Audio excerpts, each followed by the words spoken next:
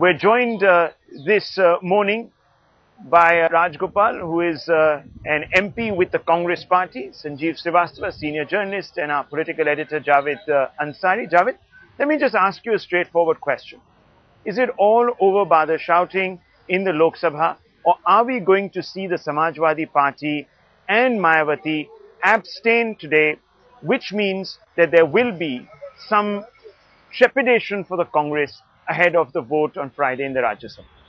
Look, there will be some anxious moments for the government. Mayawati has done this in the past. I remember a time when there was a vote of no confidence against the Vajpayee government.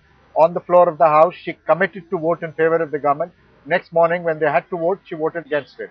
So she's done that in the past. But if the political managers, floor managers of the UP are to be believed, they believe that they have been assured that she will vote for them.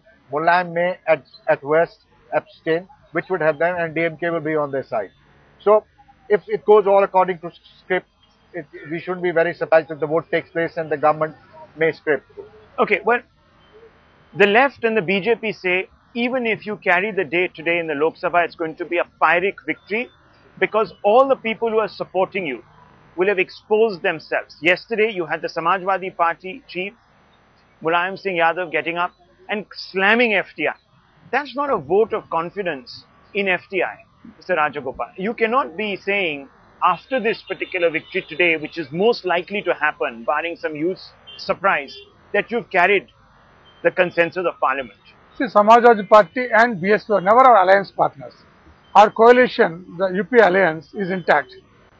And these parties have been supporting it. The DMK also came out and said, no, hang on, the DMK came out and said, yeah, but still, we are opposed to FDI, but we are supporting because we don't want instability. They also played the communal card. See, that's not a vote of confidence. See, they had an issue. Even NDA time, the DMK minister, Mr. Kamaran, who advocated that FDI has to be allowed, and that time it didn't go through. So DMK as a principle always wanted FDI in retail. But now they might have thought that there are some issues to be settled with the constituents. They might have having it as a political issue, but end of the day, they came around, they said they'll support the government, they'll vote along with the government. But the left says it's all manipulation, that the Congress has played, its little backdoor games with these various parties, specifically the Samajwadi Party and the BSP, that there is some cloak and dagger, smoke and mirrors game going on, and that's the reason why the Congress today has the numbers. See, these parties have ideological differences with the NDA.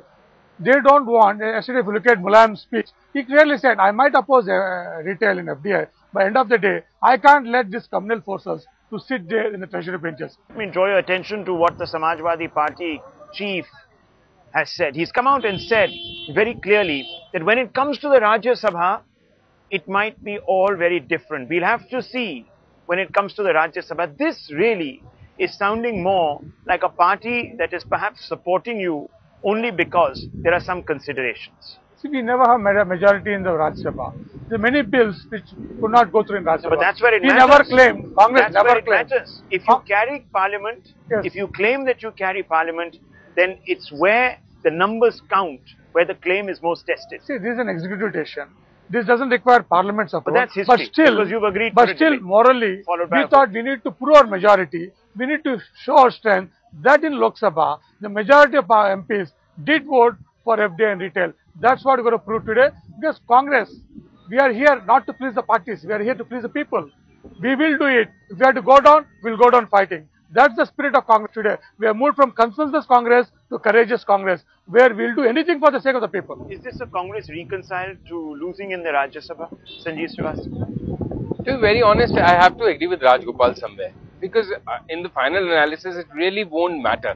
People won't even be discussing. They're already in a minority in Rajya Sabha. So they have nothing really to prove there. So if they lose the vote there after winning the vote in Lok Sabha, I think their point is well taken. It's a nice slogan. Congress is coming up with good slogans these days. Aapka paisa, aapke haath, from consensus to courageous, whatever. I think there is also a definite underlying theme, message in all this Congress, whatever you say, loud talk or bold talk. Because somewhere they know corruption is an issue on which they can never combat the opposition charges. They have to put across a decisive image, performing government image on economic reforms, and it's also incumbent on the opposition to raise the issues which are of most interest to the Aam Aadmi. If Parliament is about fixing accountability, many people will today say that the BJP in specific is running away from the core issue of corruption, which could have galvanized, in fact, the entire opposition and perhaps even those that are within the UPA. And the whole, you are absolutely right. They could have done that the first 4 days when they actually disrupted the house. And maybe, okay, they forced the government to agree to their demands after the government had managed the numbers on their own.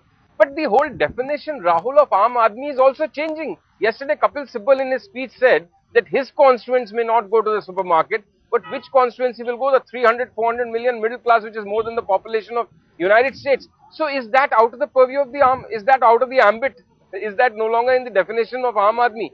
The middle class, perhaps, who tend to gain from economic reforms, who tend to gain... argument, some would say, Javed. Yeah, and on this question of corruption, the reason why they didn't raise it is very obvious.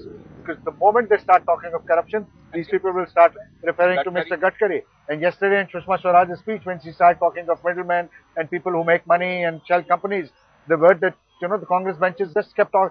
Every time she spoke of this, they took Mr. Gadkari's name. And significantly, there was not a single BJP MP who got up and countered that. Okay. And we've just heard the Samajwadi Party, the BSP, all coming out and saying, at the end of the day, we don't support FDI.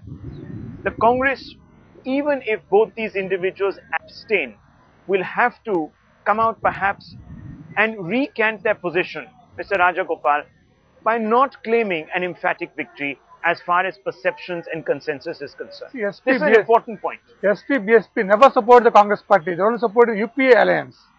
So they always had ideological difference with the Congress party, all through. We fight each other in Uttar Pradesh, in various other states. So, but when it comes to UPA alliance, they don't want the communal forces to take over. For that reason, they've been supporting UPA. And we never claimed their support, but they've been supporting us for the last 8 years. So even this issue also, definitely I'm sure, either they'll abstain or they'll vote along with the But the central question still remains. Sanjeev Srivastava, there was a commitment that was made by the government, by Mr. Pranab Mukherjee on the floor of Parliament to take all parties on board, to evolve a consensus. Is this vote equal to a consensus? It's a very straight question. No. To that very straight question, a very brief answer. The government really didn't try and build consensus not because they didn't want to, but perhaps they realized that they would not be able to take the opposition party on board on this because they were never interested. They had made their point very clear earlier only. So what kind of consensus could you really have? The bigger question is that this government on this issue is a minority government, but it will prove its majority. Now we can endlessly or for whatever reason debate about it, but the fact is that they will win the vote, and as the administrative functioning unit, they are entitled to this decision. So till the time that the next government comes, whether they or somebody else. So that's the bottom line. So for whatever reason, the Congress, particularly the Prime Minister, has decided to stake his credibility and his government on this issue. Well, there is a larger question of reforms, and let's not miss that. One of the reasons the Congress expedited the whole move towards notifying FDI in retail was to shed somewhere the image that it was in a paralysis. There was a lot of criticism. Isn't this as much at stake for the Congress as it is perhaps for the other stakeholders in this particular debate? Well, absolutely. One of the main reasons... And it's not just political, Javi. No. One of the main reasons why the government took the decision that it took was because they had this whole baggage with them that this is a non-performing government, indecisive government. These are issues of the day which government needs to act on, and the government did. So they shortlisted several issues. They knew the risk that they were taking, and they've taken that risk. Whether this is a ringing endorsement, I certainly don't believe so. But technically, yes. Technically, they ought to manage to surmount this problem of proving their support on the floor of the House. Well, you've been speaking to your sources. You've been speaking to your sources in the Congress party. Have they been able to bring Mayawati on the side of voting in the Rajya Sabha? Because this is of fundamental importance. If we are looking at numbers, if we are looking at potential for embarrassment for the UPA, which they'll want to avoid after having called the opposition's bluff and agreed to a vote after debate, it would be imperative for Mayawati to vote. Abstention is a non-starter. The UPA's political managers, floor managers would want us to believe that yes, they are reasonably confident. You can never be certain with Mayawati. Therefore, they are reasonably confident that ultimately Mayawati will not do anything to destabilize this government, that she would vote along with this government. Well, one of the reasons, Sanjeev Srivastava, that the opposition is making this into a conscious vote is to perhaps give them that little wiggle room in the Rajya Sabha. Many people are suspecting now that the BJP might stage a walkout. Well, I also think the reason for raising this slogan of conscience vote at this time is that the real number game, number vote, I think the opposition realizes they have lost it. So let's move again to the next level, because it's as much for what's happening inside the house as to gain that or win that perception battle which is being played out in the living room of large number of middle class families and across the country who are reading newspapers and watching You've been television speaking to channels. sources in at least the opposition, specifically the Bharatiya Janata Party. There is talk of that. I mean, we know that the BJP parliamentary board is meeting right now as we speak. There is certainly talk of that, and that is a possibility, and that was hinted also. That's the impression one got listening to some of the BJP speakers yesterday. Look, that's the reason why they didn't go in for a confidence vote, because they were aware that their numbers would not be in favor. Similarly, now they realize that the government has managed has managed to get their allies and supporting parties on board, and therefore they're safe. So then they want to avoid this situation also, because tomorrow Mr. Rajgopal and his friends will turn around and say, look, you wanted a vote, we've done it, we've proved it, and this business of conscience and everything else doesn't really matter.